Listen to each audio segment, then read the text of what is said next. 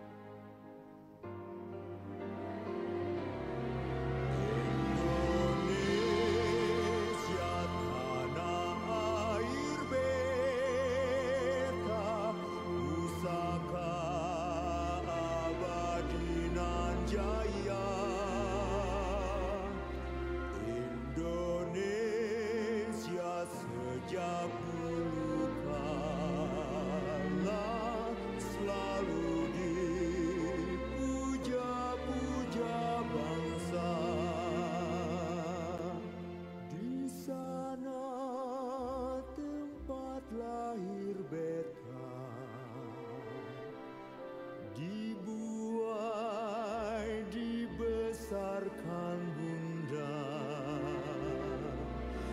tempat berlindung di hari tua,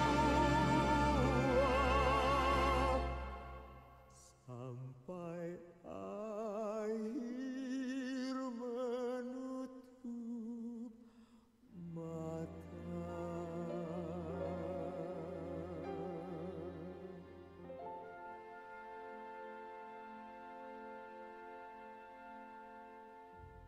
Universitas Bina Sarana Informatika proudly presents 2023 International Conference on Advanced Information Scientific Development. Following the success of the International Conference on Advanced Information Scientific Development, which was held in 2021,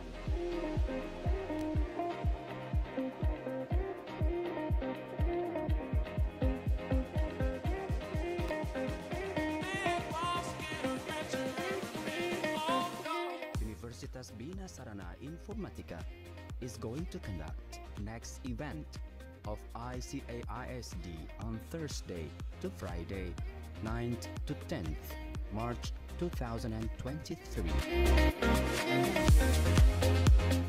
For keynote speakers, Professor Dr. Herman Mawenka, Professor Dr. Durinda Tom, Professor Dr. Zainal Arifin Hasibuan, and Professor Gerhard W. Weber.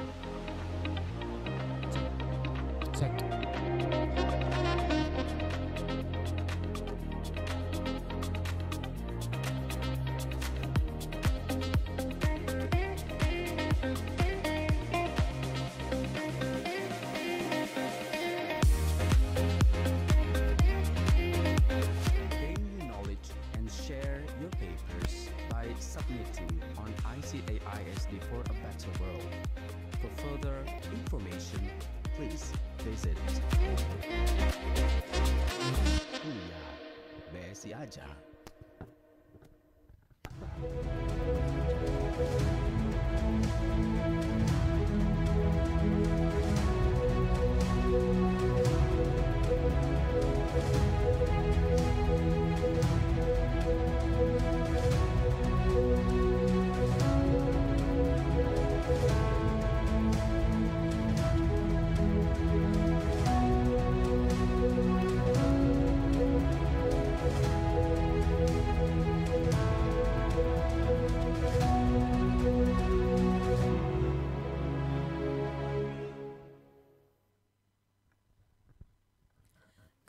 Morning, ladies and gentlemen. A warm welcome to you all to this International Conference on Advanced Information Scientific Development 2023 with the theme Inspiring Advanced Nature Robust Information Discovery. This conference is organized by Binasarana Informatika. Ladies and gentlemen, may we have your attention please to this conference mechanism. At the panel presentation session, only the speaker or panelists who speak to give the presentation. This is intended to minimize noise distraction when the discussion takes place. When participants join the Zoom webinar, the host will mute the audio. Participants can communicate through the message or chat feature by writing a message to the panelists. Question and answer session will be opened after the explanation from all presenters. Question will be limited according to the time provided by the committee. In the question and answer discussion session, participants who want to give question directly can choose the raise hand menu first. Participants who are invited to ask by the MC must state the name, the institution, and to whom the question is addressed. For the smooth and comfortable online discussion, please do not spread or distribute this Zoom link to other parties. And finally, participants must attend the conference until the end of the event to get a certificate as a participant.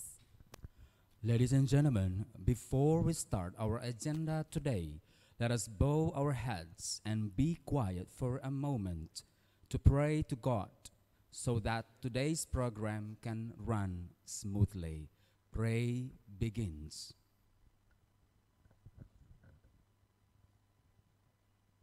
Thank you.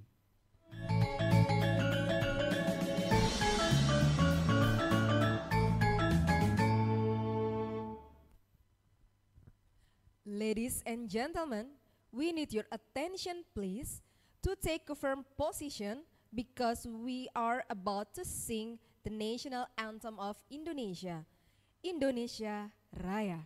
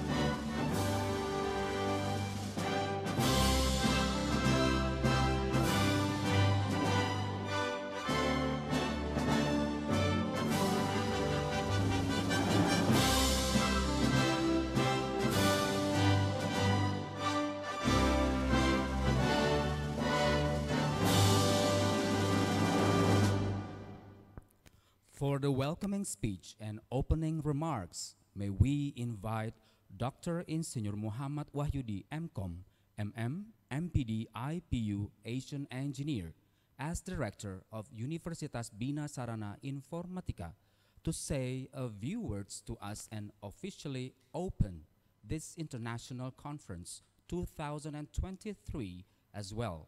Dr. Insinyur Muhammad Wahyudi, MCOM, MM, MPD, IPU, Asian Engineer, please, time is yours.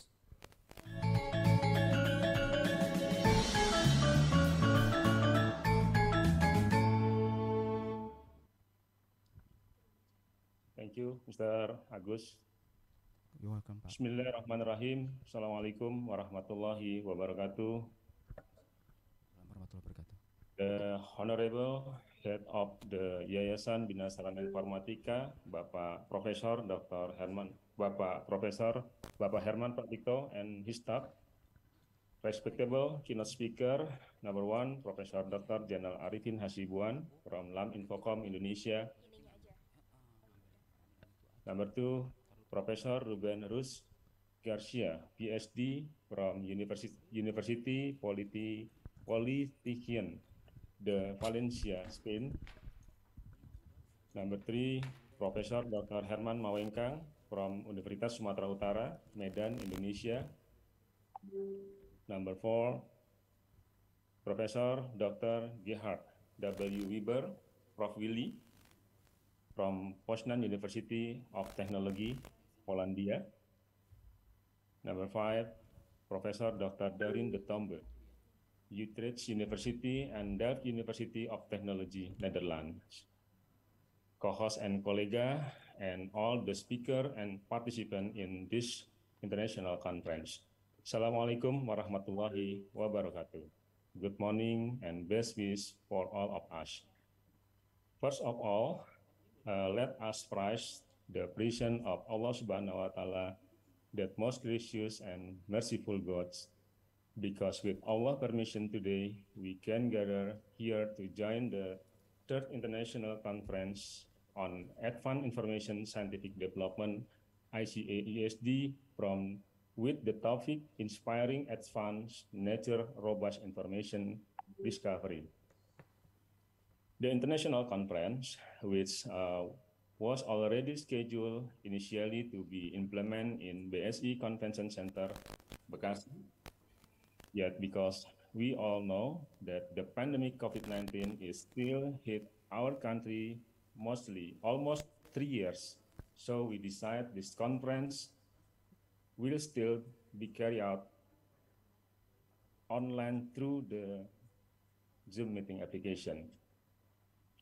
This conference, organized by Universitas BSI, collaboration with INFOKOM Provinsi DKI Jakarta, tried to make a positive contribution in information technology and informatics science, informatics scientific progress, development in Indonesia through the dissemination of the last research and result conducted by lecturer and researcher from the local and abroad. The International Conference on Advanced Information Scientific Development is an agenda routine held by the LPPM Universitas BSI as a forum bridging research result disseminated in international scientific meeting and published in reputable international proceeding. There is five scope in this conference as follow. Number 1, computer science. Number 2, computer engineering and computer system. Number 3, software engineering. Number 5, multimedia, mobile multimedia. And number 5, the last, information technology, information system, and information management. In this conference, involved many countries as keynote speaker, invite speaker, and participant from 6 countries, namely Indonesia, Japan, Malaysia, India, Turkey, and Germany. And God will, next year on March 7 to 8, 2025, the 4th International Conference will be held So please come and join us, ladies and gentlemen. We invite you to celebrate the 4th International Conference next year. Finally, congratulations on joining this conference and its series of supporting activity. Hopefully, that we are doing today is useful for all of us, especially from Universitas BSI. And the last, not to forget, I would like to thanks to entire conference committee, Institute for Research and Community Service, LPPM, Universitas BSI, and marketing communication personnel to help this conference. Have a very pleasant discussion and conference. Thank you. Wassalamualaikum warahmatullahi wabarakatuh.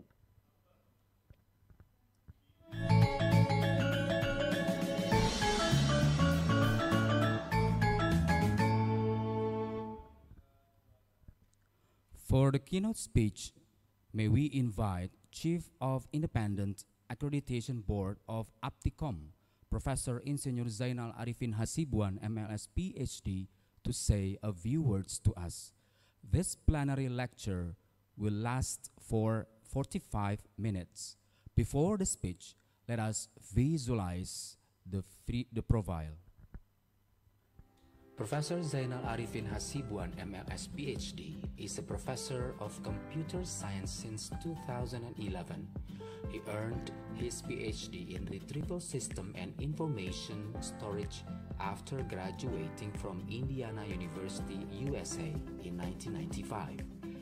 Various positions have been entrusted from various organizations, ranging from the level of the university to the national and even international levels, including chairman of the Center of Excellence at Dian Nuswantoro University, Semarang, chairman of the Board of Trustees of the Institute for Self-Accreditation of Informatics and Computers, or LAM INFOKOM, Higher Education Council, Kemendikbud-Dikti, member of the Daily Implementation Team of the National Information and Communication Technology Council, or OneTICNAS or the TICNAS. Being a team leader, project manager, expert for more than 30 information and communication technology or ICT projects, both at the organizational, local government, and national levels. As an academic, many research results have been produced in the form of journals, books, and seminars.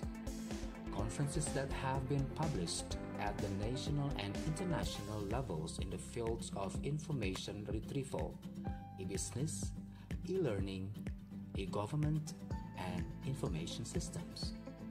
He has received various awards, including Satya Lencana Karya Satya 10 years in 2006, Haki Product Digital Document Management, or Lontar, in 2008, an Outstanding Paper Award in ICAISD 2014, given by Global IT Research Institute in 2014.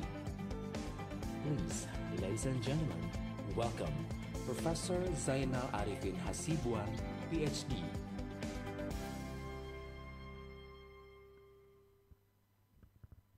Halo, Prof.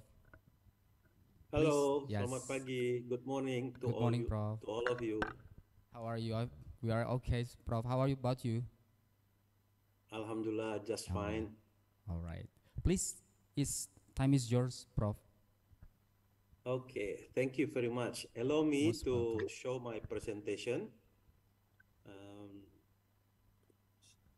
Like to share screen. Okay, let's see.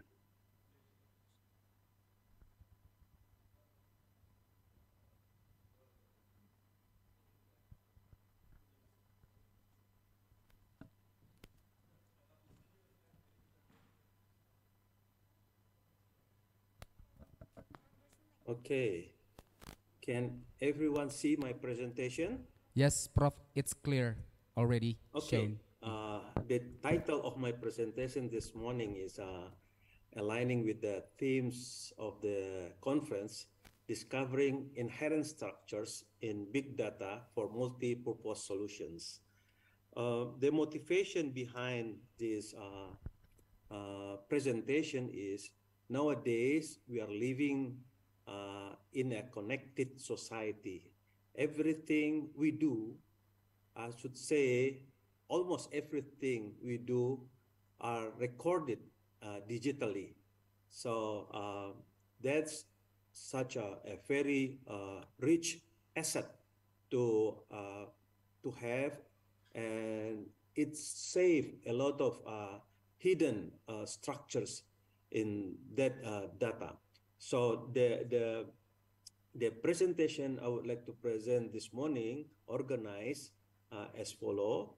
First, I would like to touch issue about multi-source and multi-format of big data, and then how we process the big data. There is a paradigm shift here from statistical inference to statistical and mathematical computation. And then big data-driven analytics and solutions, follow with end-to-end automation system development life cycle. This is the methodology that I have published in several publications, and also show the studies that we already performed into the case studies and conclusion. And then I close my presentation with the suggestion of new directions of research and development, especially in the area of computer science. Multi-source and multi-format of data. We always read and hear that big data related to 5 V's. It include velocity, very fast, the data flow very fast, and volume, with big, huge volumes of information coming in, coming out from our daily activities, and varieties, veracities, and values. But behind all these 5 V's, a lot of hidden structures, hidden informations, hidden patterns, suggestions that very valuable to our daily life. So as we can see here, the fact of data today, whether it is structures, unstructures, discrete and continuous, formal, informal, humans, machine, single versus multi-format, valid or invalid, all included in the big data. So we can say that almost nothing left behind except we count them all as a data. And let alone later on, our computations determines how much contributions of the data will give to the model that we choose or to the solutions that we're looking for. So here's, I downloaded from the internet and I modified several things. As you can see, our medical record, our hobbies to read social medias, news and journal, images, e-commerce, TV, video, movies, etc., all recorded digitally without or with or without we realize. For example, when we go to the cinema, we buy tickets. The tickets are recorded digitally on behalf of our name. Or our activities captured by the CCTV, for example, that also without we realize ourselves being part of the data who come to the cinema, for example. So, and surprisingly, all these kinds of data can be structures. That surprisingly, it can be structures, whether they are structures or unstructures, whether they are qualitative or non-quantitative, whether discrete, continuous, etc. Actually, we can structure it, whether the qualitative data, we can transform it into the category, something like that. And once it is being structured, it further can be analyzed. And surprisingly also, the result of several big analytic come out a lot of insights, idea, inspirations, whatever you name it, that can be useful to our business, to our works, to our networks, etc. So there's a strong motivation behind this presentation and also related to the themes of this conference. And let's see this, for example, we go to the cafeteria and we use the Wi-Fi of the cafeteria.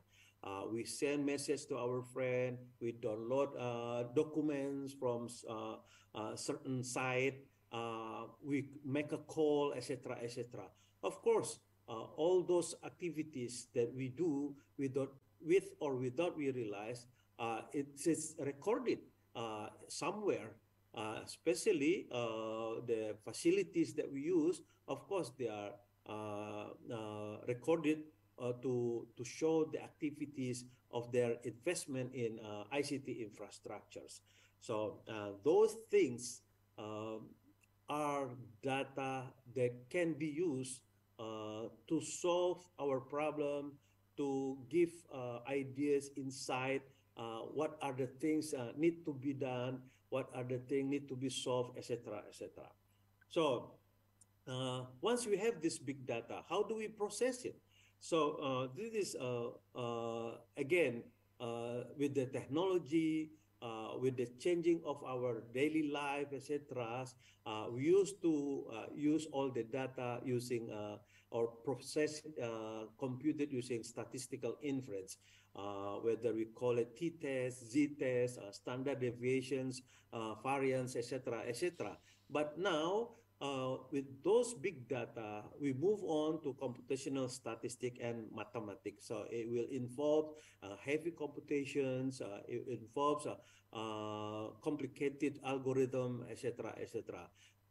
But again, fortunately, present day, those things make much easier as compared. First time we went to college, 1980s, etc.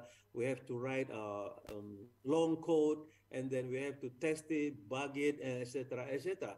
Now you just learn one-line commands from Pythons and call the library already available, etc. But make sure that you have a very interesting big data set that need further processing to get ideas inside that hidden in that big data set. So here I say that we are move on from data to sample data to big data.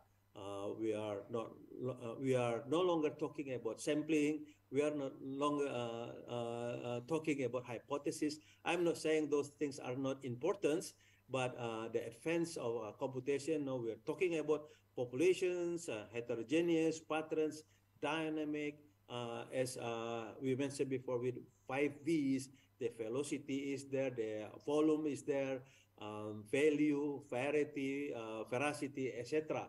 So again, even the issues of valid or not valid is no longer relevant, because you calculate all of them, and then let alone later on our algorithms separate, cluster it, classify it, and then we can use it to predict which are the data most valuable as compared to other related to a certain problem. So this is I think a very big revolutions in data computations.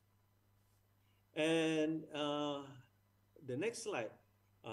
Okay, this is just definition. I just gonna skip it. And this is also, we have to realize that big data have a very different characteristic to the data that we used to know. Like for example, in this new world, we can analyze far more data.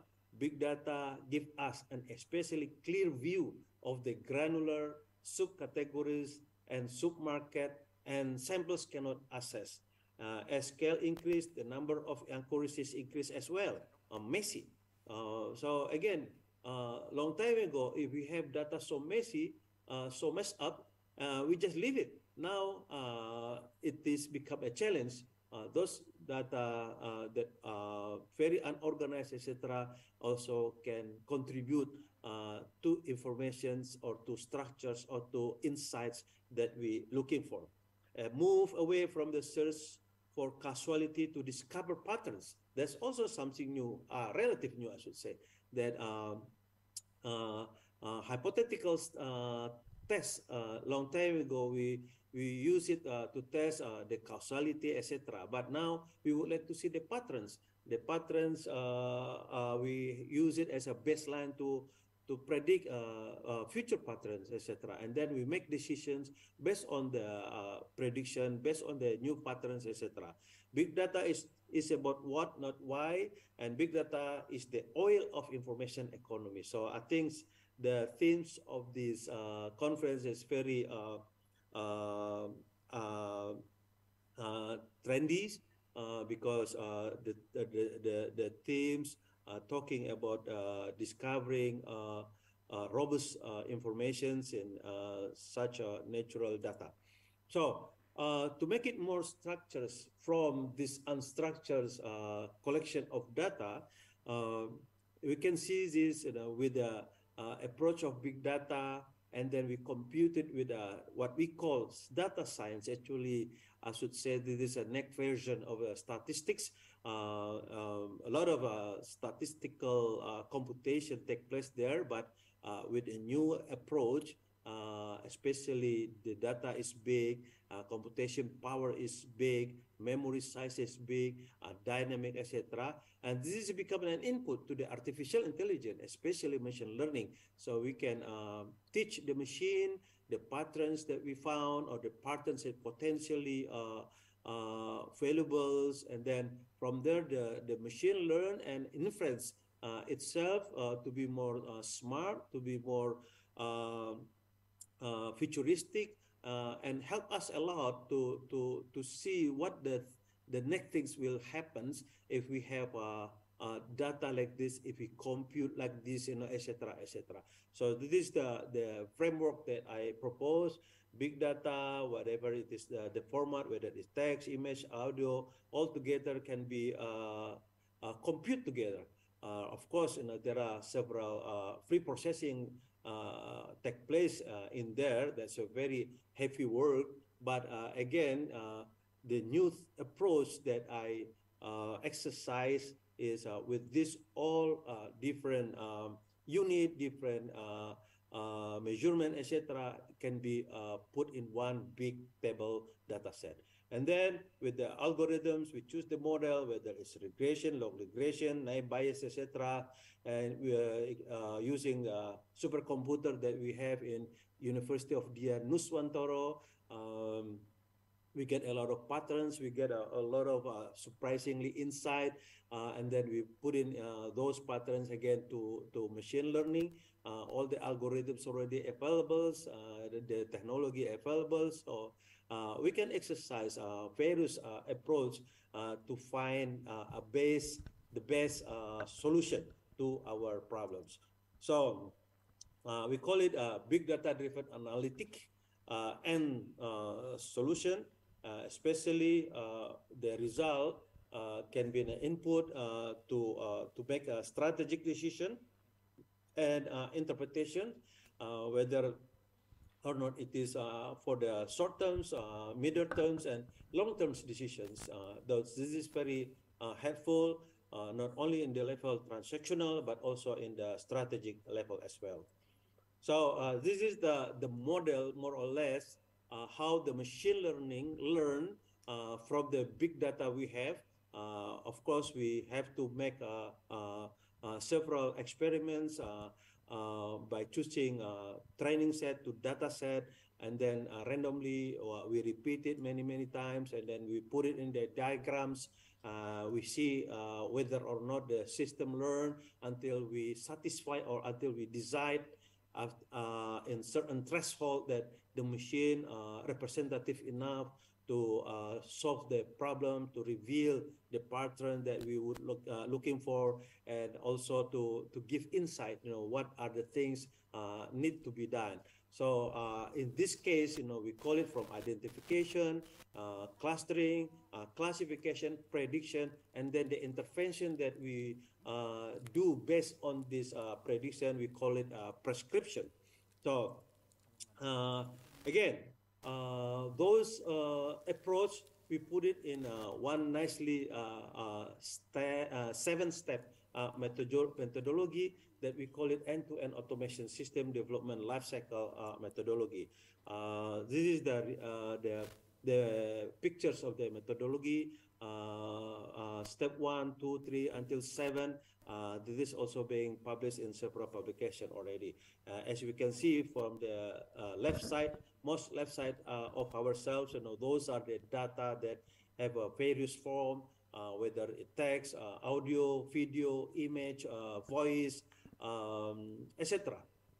And then we put it in one big data set, and then from there we start, of course, to put it in one big data set, a lot of work need to be done, especially for the pre-processing, missing value, normalizing, balancing data, interpolation, etc., etc. So that's a very pain in the neck. But again, that kind of work, it's one of the most job that most companies are looking for. They call it data engineer. And then from there, we start compute how those attributes related to each other, or we call it features. All those features are being computed together especially to see the multiple correlations, and we apply principal component analysis to reduce the dimension, etc. So we have this linear combination of the features.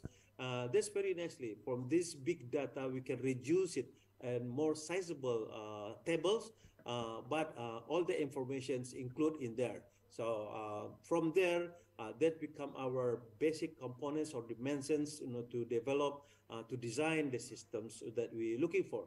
And then the design of the systems, we apply several algorithms that suit to our problems. We can exercise it, mostly very easy. Because we already have the big data, we just simply apply several algorithms that are already there. And then from there, it come out the results, whether it is useful to the level transactions, middle managers, or the top management. And then what organization that can be applied, whether, for example, it is in higher education institutions, or it is a business institution, etc. And at the end, proportionally, according to the level of the management, etc., we can present, we can visualize the result, and then easily make action based on the visualization, or make a plan based on that visualization.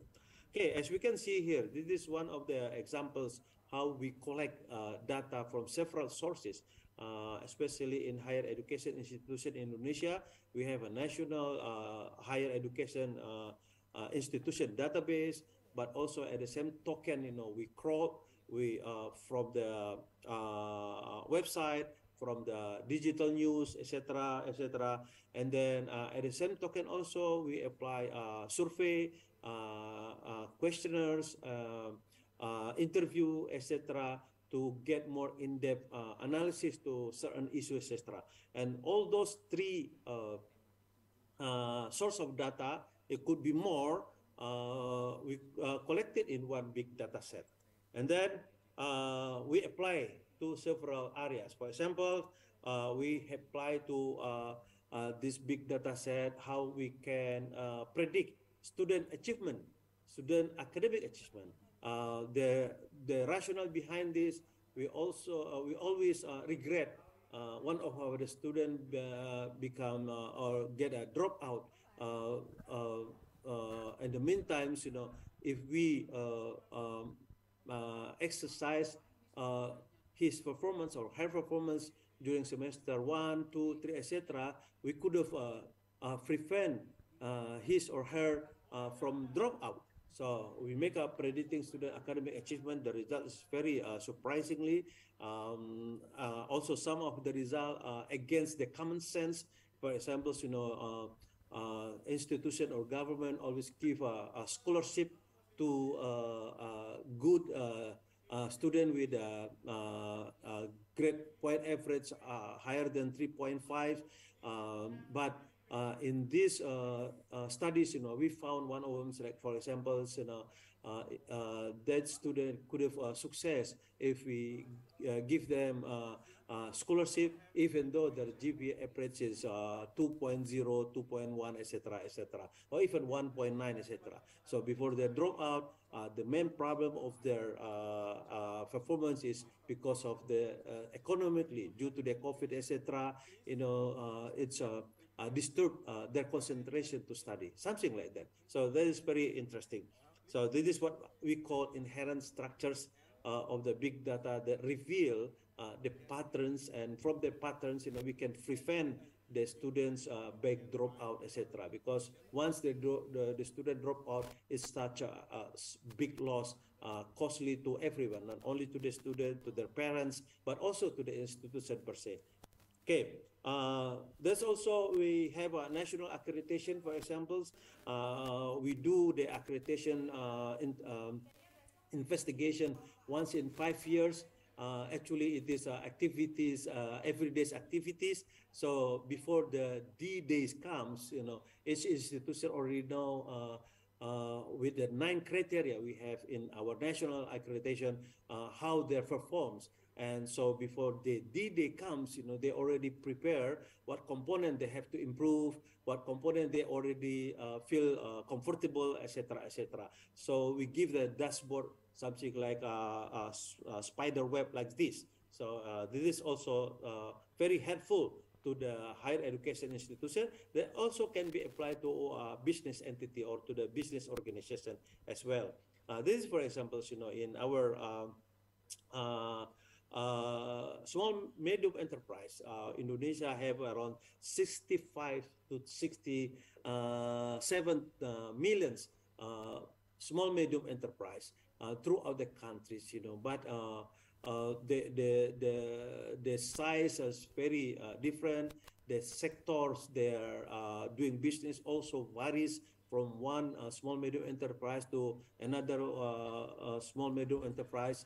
But the bottom line, this small medium enterprise have a common things, and then on top of it, they have specific things. So again, with looking at big data, we can view all those small medium enterprise all together, and then we can compute what are the common features and what are the specific features for the all the small medium enterprise. So by having so, we know to what extent the policy that can be applied to one size fits all, but at the same token, we give a flexibility to certain small medium enterprise that are specific to the nature of their business, etc. So we are using cluster-based small medium enterprise. You can see in the diagrams, with playing with the threshold, we can cluster the small medium enterprise. Of course, in small medium enterprise in the one cluster have a common or similar features or similar characteristic, etc., etc. So this is also very helpful to boost up the performance of small medium enterprise. Again, we classify it, and then from there, we know what kind of application need to be provided to the small medium enterprise, whether it is a common to all or specific to a small medium enterprise. We also using information retrieval, multimedia information retrieval based on RNN. This is also very helpful to gather up all together information we're looking for that already available in Google, for example, etc. So we don't have to move back and forward to look for the information we look for. It can be ontologically can be related to each other. Of course, this is also big work, but again, very useful to gather related information in this big volumes of information available digitally. Okay, and then this is also the example that we use, the experiment that we performed, improving retrieval performance through integrating query types, whether it is video, audio, text, image. You can enter it or you can search through one or combination of these types of informations, and then all the information with these different types we will gather up all together. Okay, this is the ontology that we developed. Of course, this is domain specific, especially in the cultural heritage. So we can also control how good the performance is. And in conclusion, implementation of data science, big data, and artificial intelligence to reveal hidden structures and insight gain good momentum due to the presence of IoT, can automatically capture the data with the different sensors, and blockchain sharing the data to all parties involved in a certain ecosystem, and cloud computing, storing the data, storing the result, etc. So it can be accessed anywhere, more secure, and then more space available, etc. We don't have to worry about losing it, etc. And big data driven analytics and solution can be used to train the machine learning as a subset of artificial intelligence. So let alone later on the machine learning will work for us. So this is very, very helpful. Big data, data science, and artificial intelligence become the frame mover in this digital era. So it is become the oil of economy in this digital era. A lot of opportunities to apply big data, data science, and AI in many sector. Most of the sector in our lives, adaptive to this three approach to create a new knowledge and also to provide a system solution. As a new direction, as you can see here, paradigm shift from big data of big data from factuals. We usually just present the bar charts, the descriptive statistic, and then move on to the relational, advanced predictive. But now we have almost unreadable charts, for examples, but once it is, we structure it, we compute it, we can formulate prescriptive as a solution to the visualization, the result of this big data analytic. This is also the basis to develop systems, especially artificial intelligence automation systems based on this big data. So AI, from my point of view, can further develop, become a robot or to be a system, automation system. So the approach that I just mentioned, that I just showed to all of us, it is an AI-based automation system. One is for the predicting academic student achievement, classification of small medium enterprise, and multimedia, information retrieval, etc.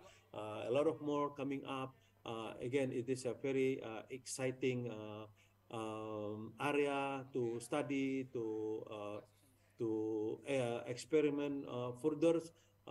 But the most problem that us, our patient, is how to collect data that spread out in many form, in many places, and inconsistency is there because the cultures is not really established that data is in such economic asset. I think that's all my presentation. Hopefully it is a benefit to all of us. Thank you very much.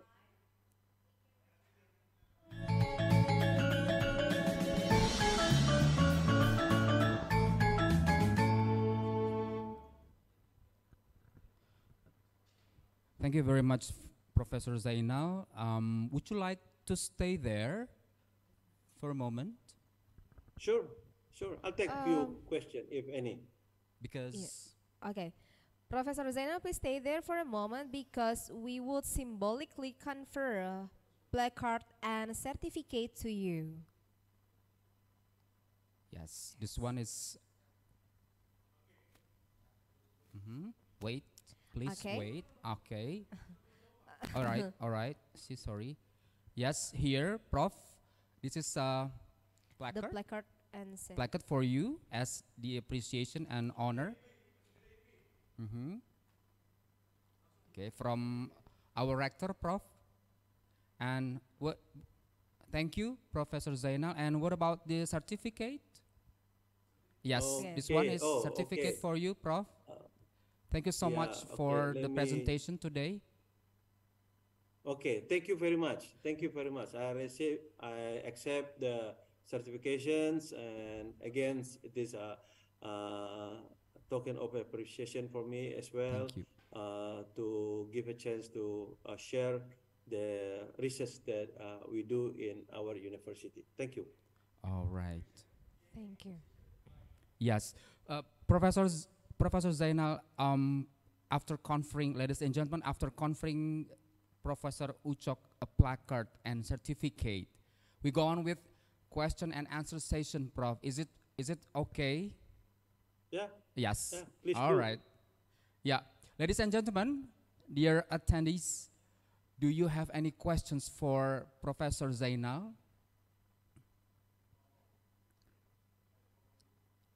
Okay. No questions? Anyone can Miss- use the uh-huh. raise hand. You can use, okay, ladies and gentlemen, you can use raise hand or chat your question. Yes. Is there any Okay. question? Or No maybe- questions. Then Maybe you have from the from other us, yeah. question. Okay. Is it okay, Prof? Is it okay if we ask you questions, Prof? Of course. All of right. course. Okay. Please So do.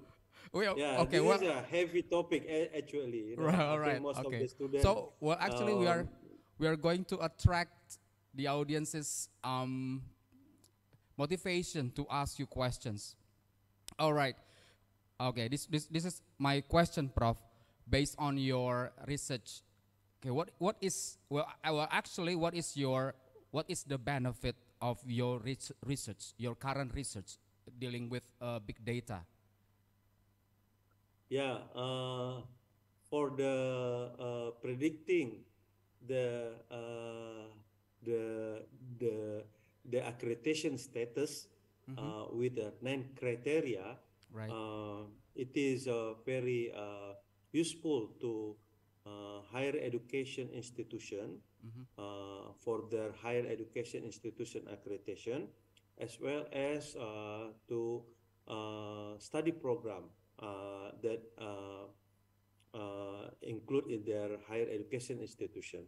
All right. So by having this visualization of spider web in the 9 criteria, each study program or each higher education institutions will prepare more when the day of accreditation comes.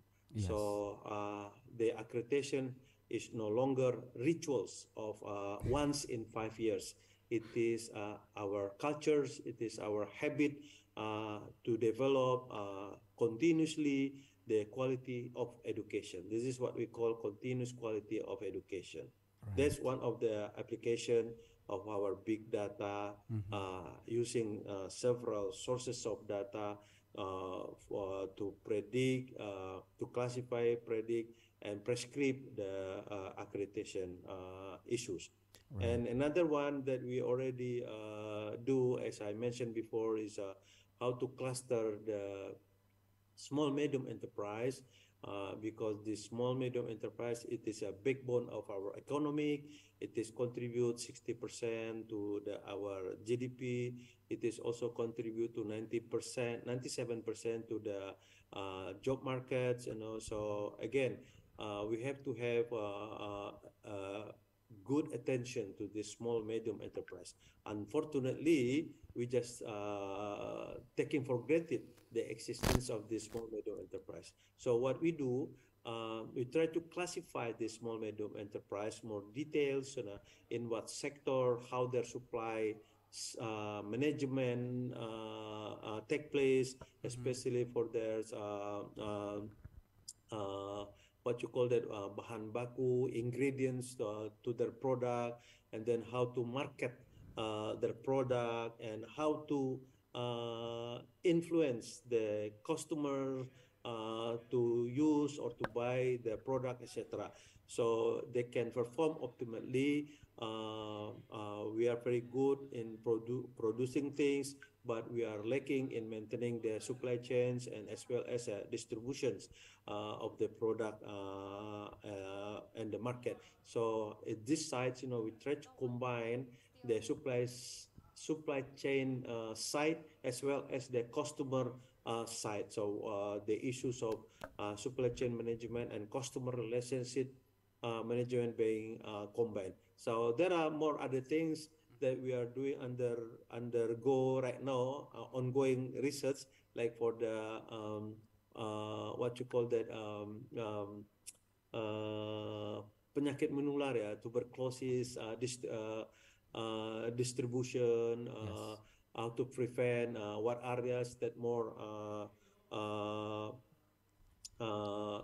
what area that more fragile, to the attack of tuberculosis as compared to another area, etc. Those are research based on big data, multiple sources of data, and multiple format and types of data, etc. That we just simply play around with the models that are already available, since we have supercomputers, the JX 100 that's easily compute all this big data to get the patterns, to get the insights, to get the structure, etc. Thank you. All right. So there are many multi-purposes, yeah, Prof. Yeah. All right.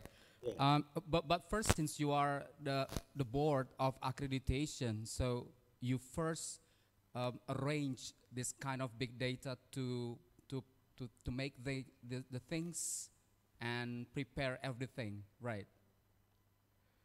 Okay. Yeah. Yes. I think allow me to give few words in this conference. Please, This is Prof. also hopefully to motivate the students and The my students. fellow lecturers. Big data, data science, and artificial intelligence is a state of the art right now.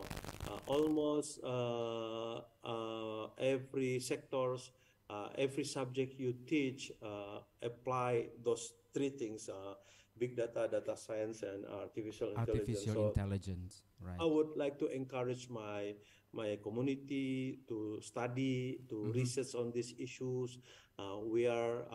We Indonesia very rich with the issue, very rich with the problems. It is a multi-dimensions problems, so the solution must be also multi-dimensions solutions. Solution. So by having so, we need a big data, data science, artificial intelligence. Right. Okay. So it's very understandable. Okay, Prof. One again question. Okay, seeing this kind of situation, do you think that big data can change human beings to replace? To replace the position of human beings into machine. What do you think, Prof? Okay. That's very scary, Okay, very Machines. scary. What do you think? According to you, according to your experience, Prof? Well, actually, what happened right now, and it will be keep going, Keep is going. there are work or jobs will be diminished and disappear, but Disappear. at the same token, Right. new jobs are coming up. So this is the things that we have to realize, especially we are lecturer and also students as a digital citizen or digital Users. era. They have to realize that what kind of job they have to aim or they targeted, because if they plan wrongly, in that case, no, they will end up with unemployment because the job no longer available, and the skill set that they learn during the college also will be useless because the job no longer need that kind of skill set. So what are the new skill set need in this digital era? I should say big data, data science, and artificial intelligence with all their derivatives. Those are the direction of new research and development, new way of life, etc. It's not machine replacing human being, but machine that interact with human being more intimate, more closely, and help our daily life, work, our problems, our duties, etc. much easier by having those kind of machine. This is what we are entering society 5.0. Right. Okay. That's very enlightening, Prof. Okay. All right. So again, we offer questions to audiences. Any question? Okay, there is one question from Muhammad Rafi. Can I answer it yes, directly? Prof, please. Okay, this is very good question, Muhammad Rafi. Since what semester can we predict the student achievement of these students? We in the region are very constrained by the success rate of students. That's true. I think all of us do, due to various kinds of obstacles, especially economic problem. Are there any tips for dealing with it? Of course. This is exactly the research we have done, and we publish it in one of my publications. Is in a Journal of Big Data. Please search for that under my name. The title of the article is "Everything is Data." Blah blah blah. So what we do once we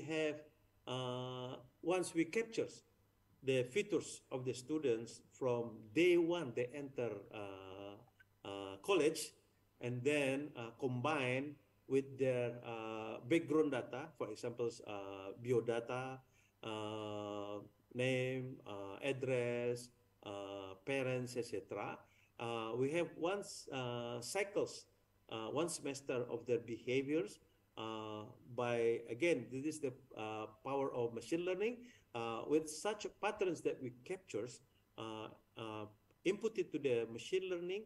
Machine learning will predict the future behavior of these students. Again, if it is first semester they got GPA 2.3, for examples, and with such behavior, the machine learning can predict their GPA will go on drop, will go on down if no intervention take place. So this intervention, we call it prescription. So if we have cluster of students that behave like we captured before, and if we just ignore it, these students or cluster of students, their GPA will go down, and until maybe in semester 3 or 4, he or she already dropped out. So once it is dropped out, because our regulation says so, GPA under 2 semester, 3 semester consecutively, he or she cannot be longer a student in that college or in that higher education institution. So once it is happened, unfortunately, we are not feeling any loss, but it is such a big loss. It is one big loss of our citizen that should be graduate. Now he or she become out of school. Also effort, money they already spent, teachers they already teach, time, etc., energy, such a waste.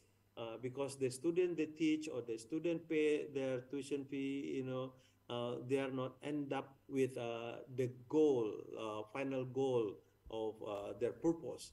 So before that happen, we can predict their behaviors. Machine will provide like a sort of visualizations. For examples, Muhammad Rafi, he's in troubles. If we let alone behaviors that show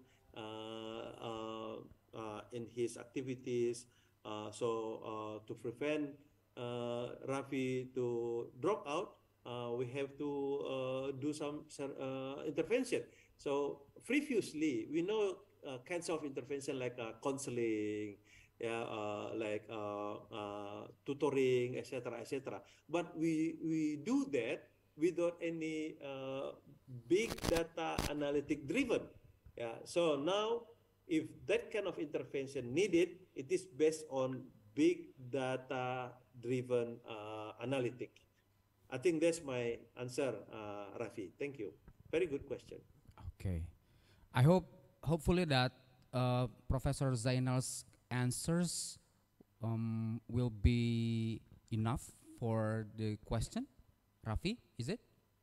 And it is solvable for your obstacles.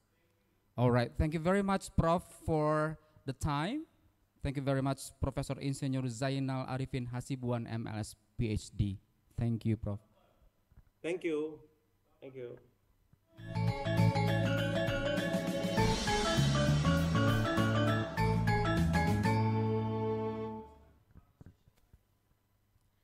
Ladies and gentlemen, distinguished guests, we are now about to begin the parallelization. This parallelization will be divided into 8 different online rooms. After the parallelization, please do not forget to return, since we still have our next agenda for our keynote and invited speakers. Thank you.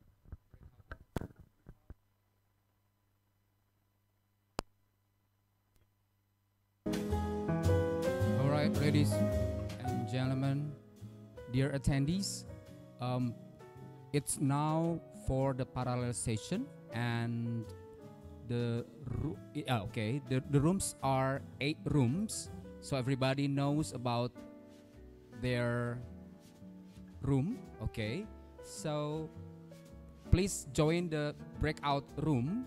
In each room you can check and join with the PIC at the Zoom. Thank you.